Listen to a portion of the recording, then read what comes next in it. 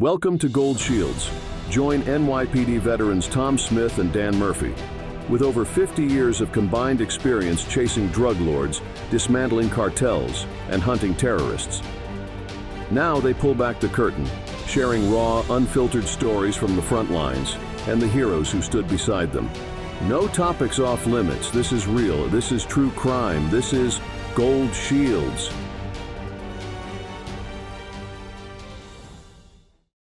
Welcome back to Gold Shields. This is Dan Murphy along with my partner in crime, Tom Smith. How are you, buddy? I'm good, man. Looking forward to this one for damn sure. Well, let's waste no time and get to our very, very special guest who we're lucky and blessed to have this morning. Yeah, you know what, Dan? When you start off in this podcast world and you start off in this true crime world, you have certain goals and you have certain levels you want to get to. And Nancy Grace is at the top of that. I mean, it's what you strive to be. We're not just saying it because she's on the show. We said this before we knew her. You know, to get to the level that Nancy's at in the career that she's had, and then to be kind of in that same world working towards that is what we strive to be. And we are so absolutely honored and proud to have the legend herself, Nancy Grace, on Gold Shields, which a couple of years ago, not thinking of this. So Nancy, welcome to Gold Shields. Well, I'm really honored to be here, and thank you for inviting me. To get past all the accolades, we could spend a half an hour talking about how much we look up to you and the work that you've done and the work you continue to do and the person that you are. And we've gotten to know you through a mutual good friend who, Cheryl, she knows who she is. But how did you became a prosecutor. You were a successful prosecutor. And I've heard stories about behind the scenes stories about some of the stuff you did and the way that you took your cases so seriously and really cared about speaking for the victims. How did that bleed over into you becoming a true crime expert and somebody who's found your niche in the broadcast world? You know what's interesting, Tom and Dan, is that when I entered into criminal prosecution, I had no intention or not even an idea that I would ever be on TV, on a podcast like yours, or radio, nothing. As the two of you know, I was in school studying to be a Shakespearean literature professor and was very happy. Everything changed for me when my fiance Keith was murdered shortly before our wedding.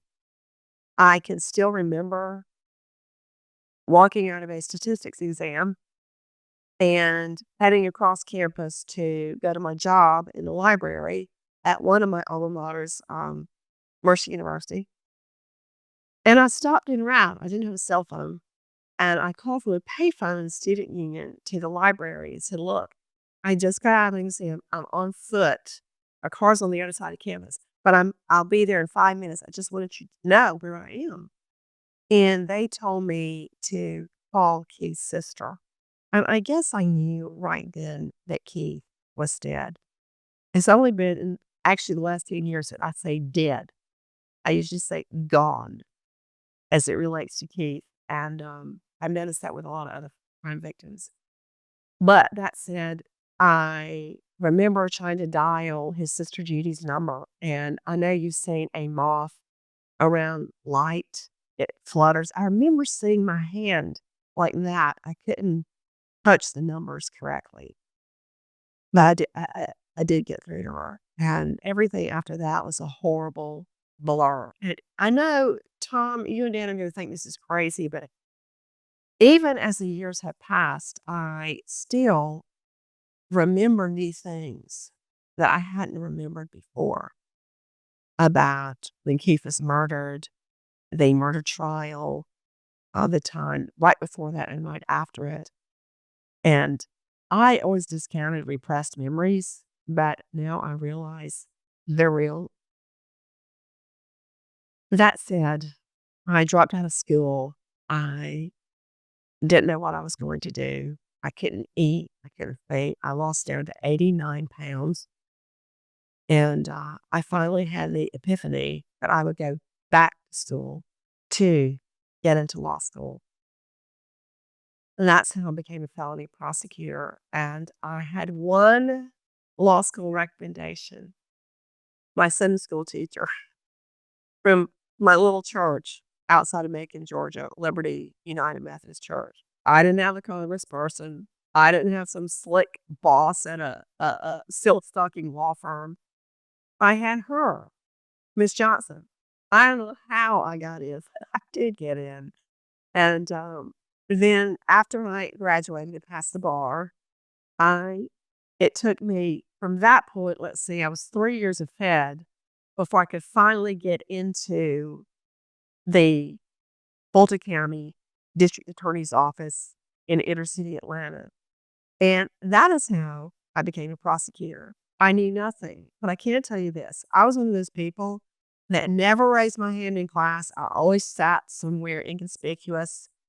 But when I tried my first case, which, by the way, was a shoplifting, where the guy did not steal anything, hold it a can of worms.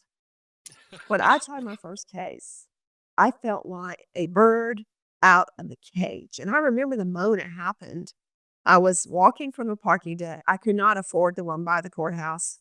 That was $7 a day. I had to go to the one way, way, way far away by the bonding companies, that are always at the courthouse and the jail. I'd have to walk like 11 blocks to get to the courthouse every morning. Rain, wind, snow, you name it. And I was walking back to the courthouse for this trial, and I felt like skipping. My heart was so light, and it had not felt like that since Keith's murder. All these years had passed, and I remember that moment. And I thought in my mind, I feel like a bird out of a cage. Never told that story.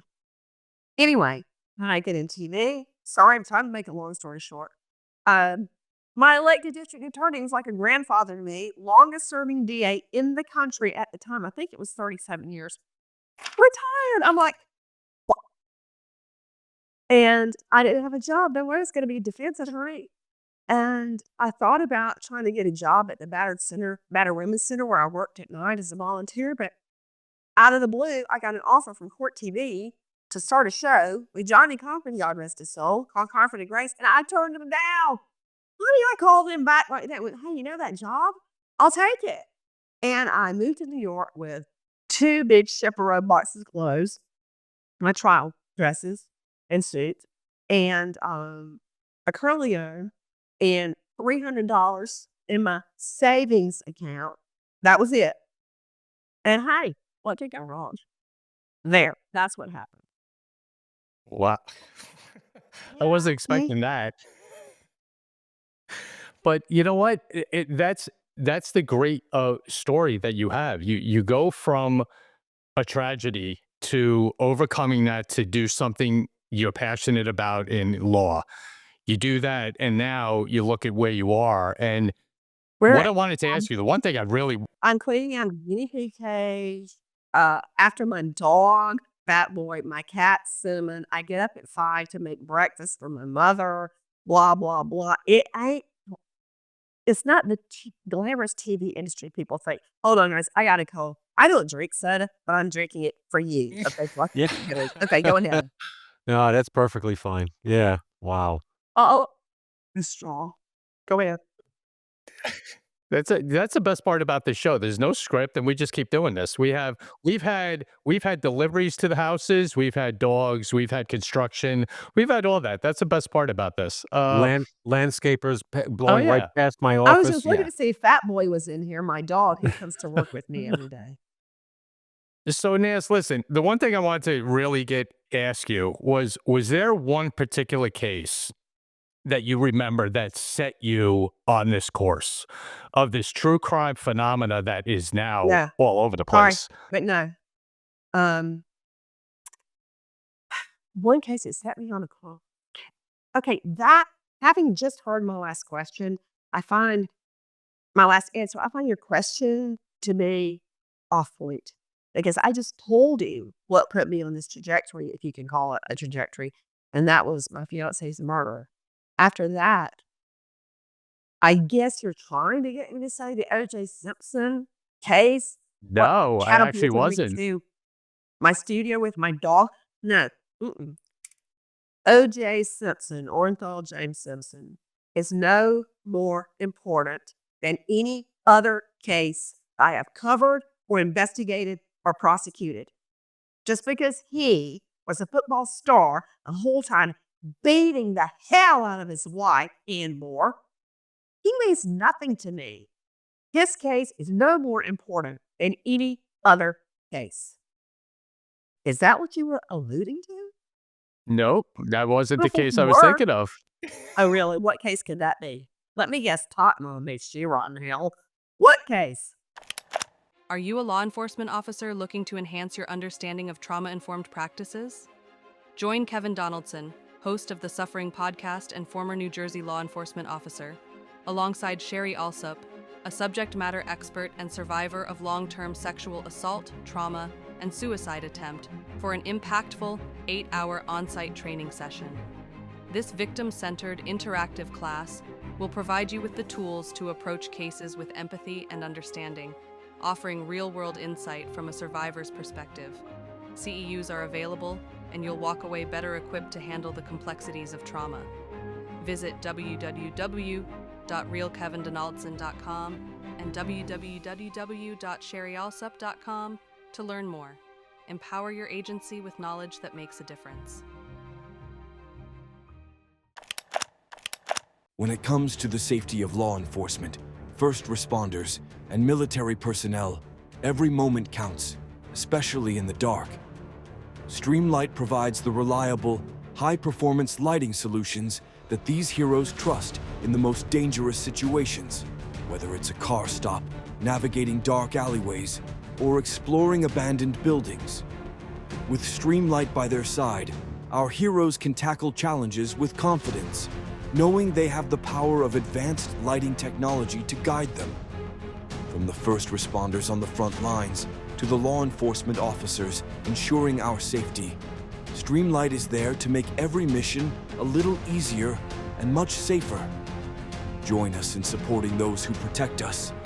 Visit Streamlight.com to discover how you can be part of the team keeping our heroes safe. Because when they shine, we all shine. No, we ask open-ended questions. We don't know. We wanted to learn about you, honestly. We're You not. said that's not the case I had in mind. So what case did you have in mind? Casey Anthony. That's Mom Ding Dong. Oh, I don't know your nicknames for all these lunatics. That is not a nickname. She is now known nationally as Top Mom. Thank you very much for not watching any of my Top Mom episodes. Hey, I can't call them my episodes. She did that to herself. Okay. Yes, you know what? You're right.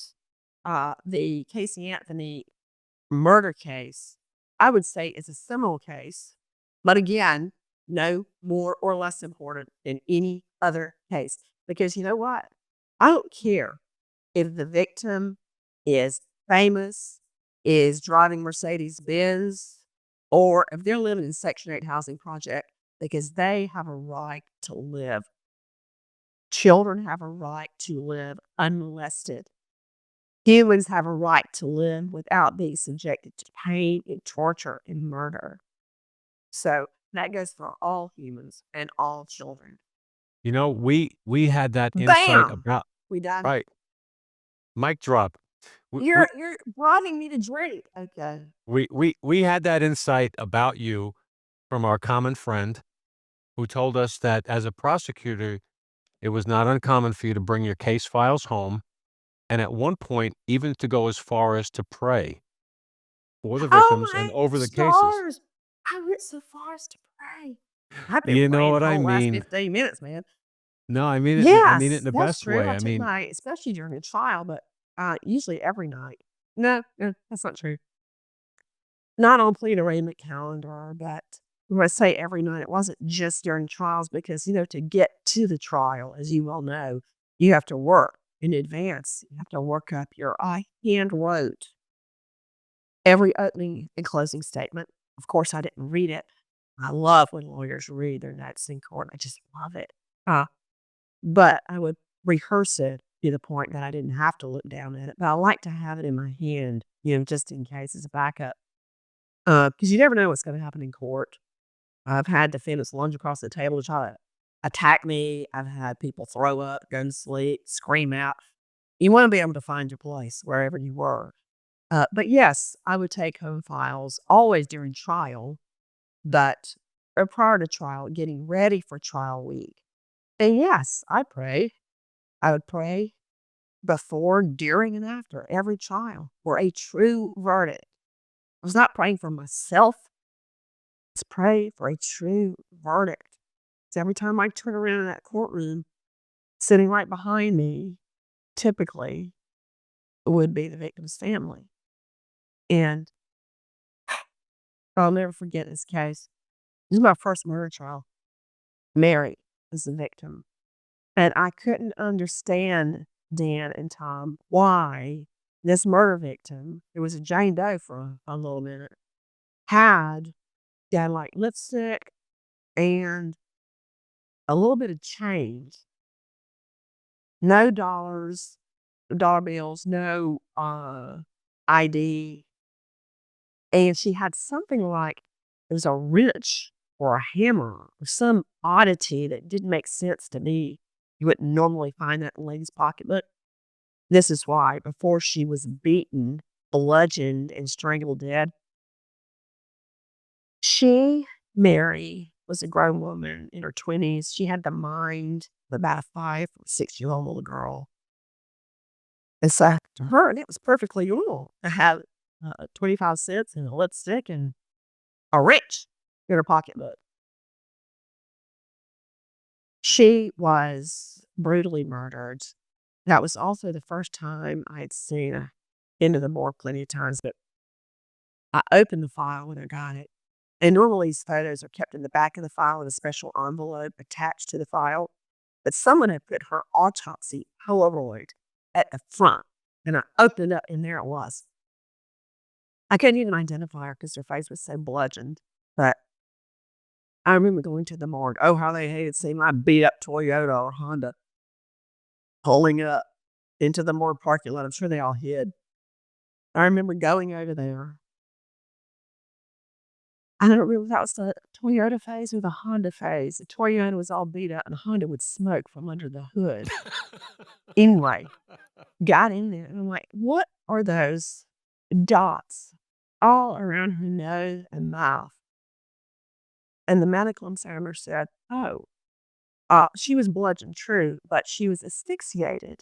That's the first time I realized the difference in asphyxiation and strangulation. Right? Strangulation is asphyxiation. You're denied oxygen, but asphyxiation doesn't have to be strangulation. She was asphyxiated with a laundry bag. What? The killer had put one of those clear laundry bags that go over your dry cleaning over Mary while he strangled her manually.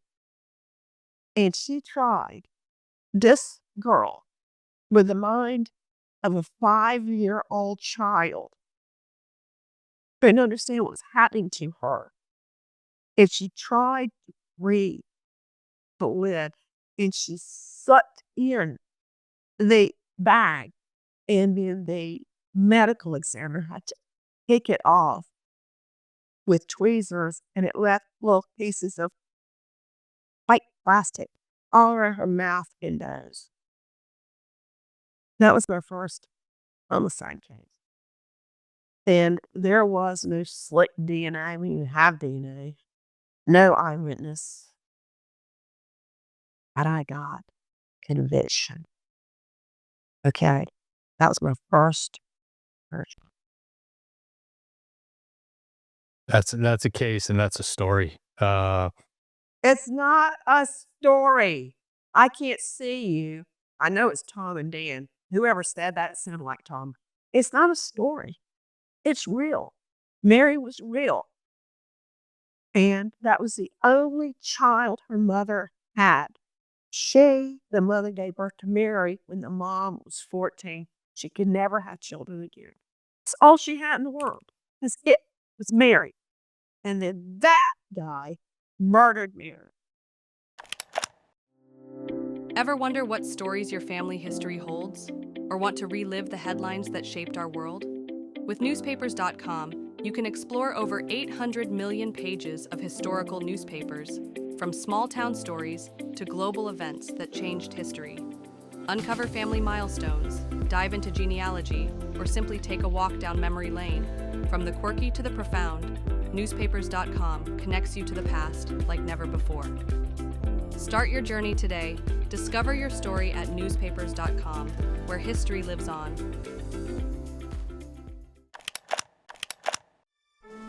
Introducing Patriot Hard Seltzer, the bold, refreshing drink crafted by Navy SEAL Jason Redmond to fuel your inner warrior.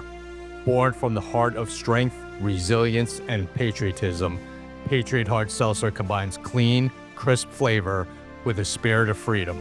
With just the right balance of refreshment and kick, it's the perfect choice for those who live free, fight hard, and drink Patriot. Whether you're tackling your day or unwinding with friends, every sip honors the courage and sacrifice of our nation's heroes. Go to patriotseltzer.com and put your order in today. That's patriotseltzer.com. So, we take, as detectives, we took our cases the same way you did. Everybody has worth. Everybody means the same. From the lowest of the low to somebody who's on society road, doesn't matter. Doesn't matter. Won't treat it differently, won't work less on it. And so we appreciate that. Knew that about you already anyway, but really appreciate that. And the audience needs to understand that people who do this type of work, if you're in there for the right reasons with the right heart, and the vast majority are, look at every single victim the same way. That's a life. You got me very upset thinking back on Mary. And, a phrase comes to mind. A lot of people scoff when you say the word Bible, Bible. But this is straight out of there. The first will be last, and the last will be first. No one should be treated differently under the law. And that, we usually hear that phrase, Dan and Tom, by defense lawyers claiming their client should get all their constitutional rights, which they should, and should not be treated differently under the law than anyone else. It's called equal protection. But in my mind, that goes for victims as well. And I see it a lot. You know who a victim type that often gets short shrift? Children, especially infants. When there is a domestic homicide, the murder of a child, very often you will see the parent get pled out for voluntary or even involuntary manslaughter. Like that baby's life somehow was not as valuable as an adult that had a lifetime of memories and friends and relatives that could speak out for them. Have you ever noticed that parents that kill their children, especially men, by the way, oh, he was in a fit of anger. Oh, he was drunk. Oh, he was high. I don't care. Baby's still dead. Write it out. Simple, right? 2 and 2 equals 4. Absolutely. And they are. Child cases are horrible. Even single, only children. And you know what? I just want to bring this up quick. Your passion I'm not in for a victims, hurry. your passion for victims is incredible. And I did a show with you. I've been honored to do a few. One about Samantha Miller. And when you did that show, I saw a completely other side of Nancy Grace. Watching you talk to Lisa, Samantha's mom, about that horrible death. And that was as passionate as I've ever seen you, or emotional as I've ever seen you with that case. The Sam, as many of us call her, I feel like I know her, right? But as in so many of my cases, I know the victim only in death. But to imagine for people that don't know that case, and there's really no reason that a layperson should know about Samantha Miller's case. Samantha got married, beautiful bride, beautiful. I can remember the wedding photos right now. It looked like there were fireflies, lightning bugs all around them in some of the pictures. They got married. They had the reception. They left the reception in a golf cart, beautiful weather, to go to, I guess, a B&B where they were going to spend their honeymoon night. And this world-class a-hole, technical legal term, comes along drunk. I mean, 3 sheets to the wind, speeding, plows in to Sam, her husband, throws her, trying to remember, it was some outrageous, like over 100 feet. I remember talking with you on the air, and I started to say that's the size of a football, the length of a football field. So it's more than 100 feet. It had to be many, It many was about yards. 100 yards. That would be a long way, okay? Threw her through the air. She died. The new husband had to have surgery after surgery after surgery. He'll never be the same. And when this defendant gets behind bars, she's on the phone with her daddy, and he goes, "Now, what did he say, Tom? Something about, oh, I remember. You're gonna have to do a class, like a driving or a drinking, get sober class."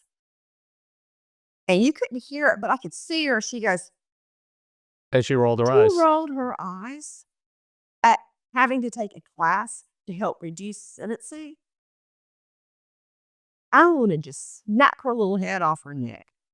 Yeah, that was a tough one. There's so much of that, isn't there? And it's funny as a layperson, so to speak, who was never an attorney or was never on TV with that kind of stuff, to watch the rise of the interest in true crime, to watch how the things that Tom and I did for a living every day, which is arrest people and go to court and stuff, to watch it all of a sudden, the interest in the general population of the world, people are fascinated by these cases.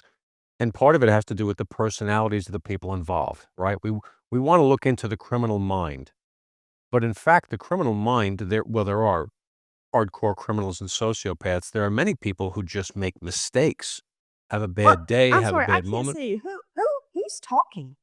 This is I mean, Dan. who killed Tom Smith and is wearing his skin? A mistake.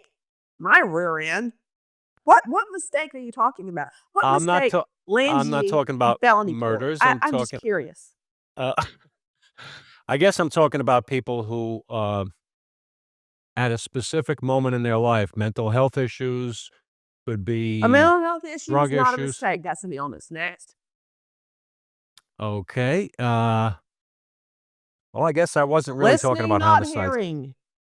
I wasn't really talking about homicides, I guess. I was just talking about the overall interest we have in people. We have your hardcore criminals and we have your person who stepped over the line. And yes, it was a crime, but they stepped over the line this one time in their life, whether it be emotion-based, whether it be greed, any of the things that drive people to Greed would do not be a violence. mistake, would it?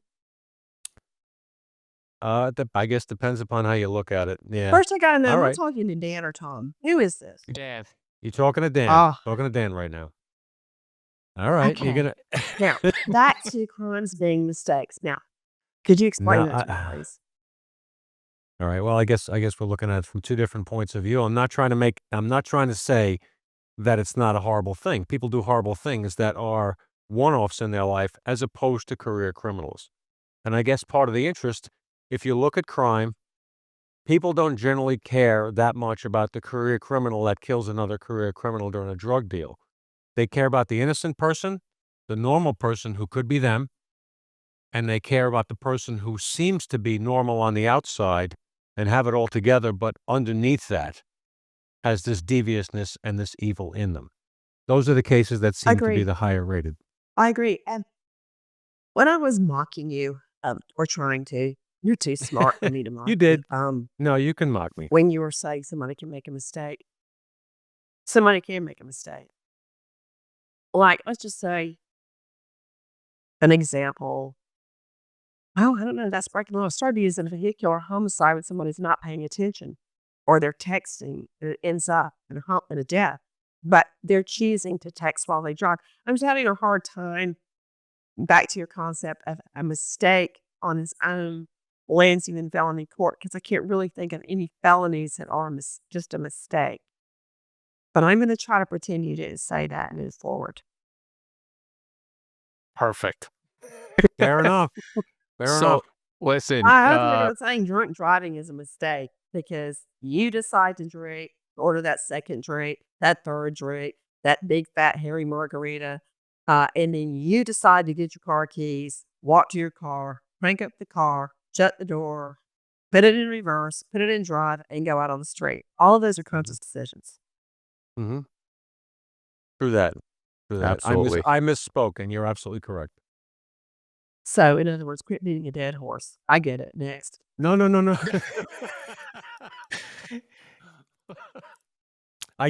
got me. I misspoke and it was wrong. I made a Listen, mistake. we're partners on the show, but Nance, great job.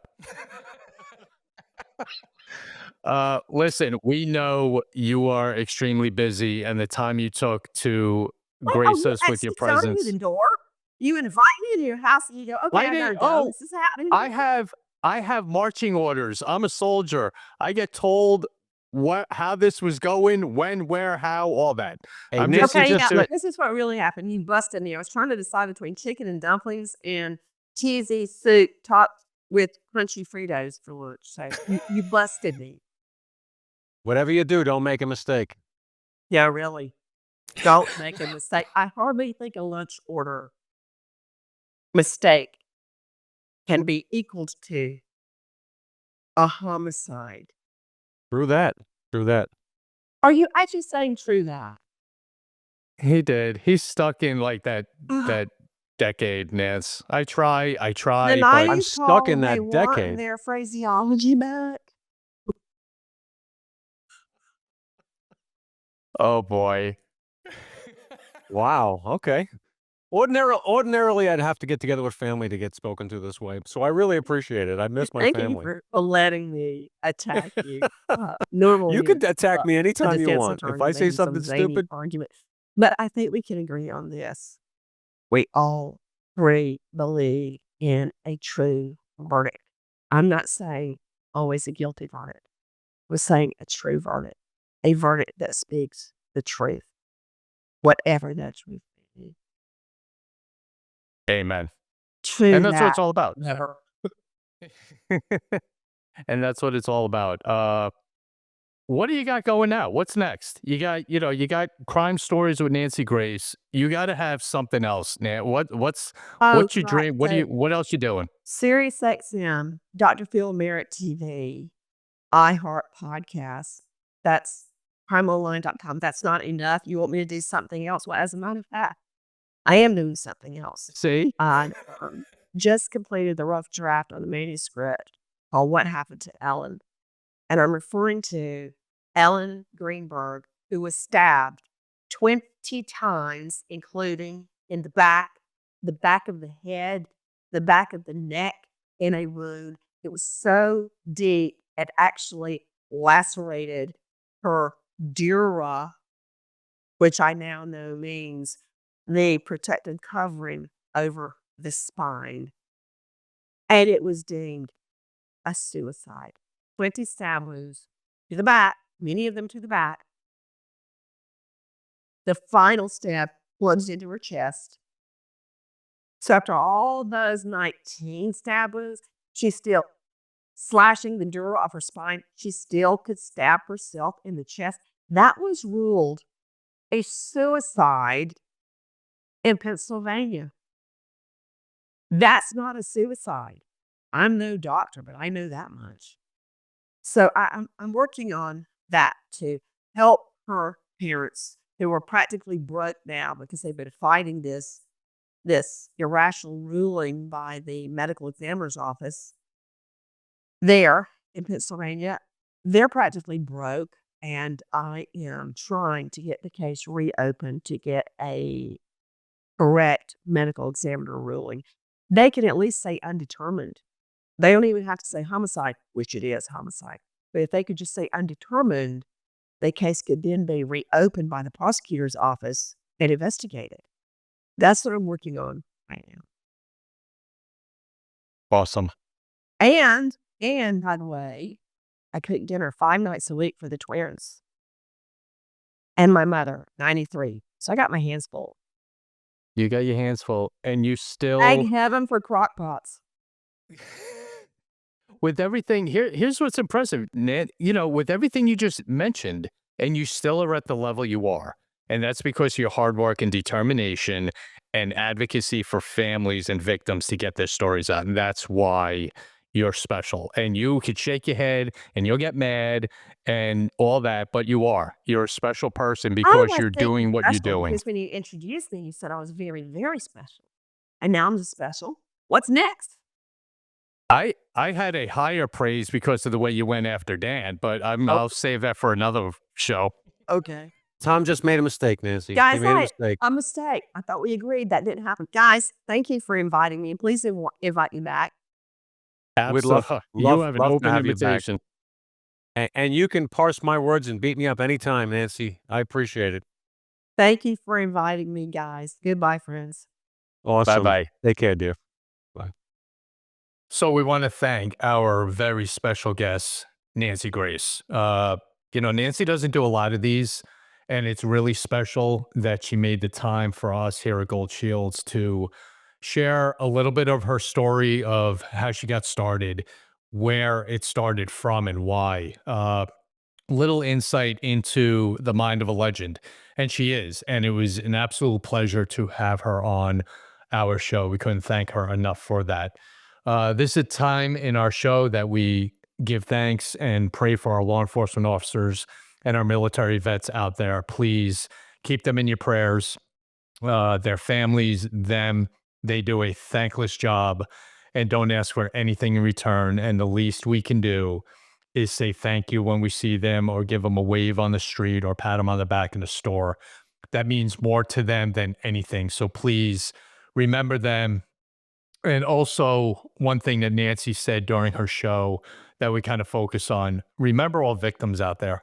Remember the victims, remember their families, and pray for them that they get through these situations that they're in, with remembering their family members or friends when certain times of the year come up. So please keep victims in your prayers as well. Make sure you check us out on thegoldshieldshow.com, youtube.com/@goldshields for our YouTube shows. Hit subscribe, follow us, hit the bell so you get notified on every show that's coming up. We got some blockbusters coming up, so please don't miss them, as well as all our audio channels: Spotify, Apple, iHeart, name it, we're on it. So follow us on there as well. For my partner, Dan Murphy, for our incredible guest, Nancy Grace, this is Tom Smith. Everyone, please stay safe. We'll see everybody soon.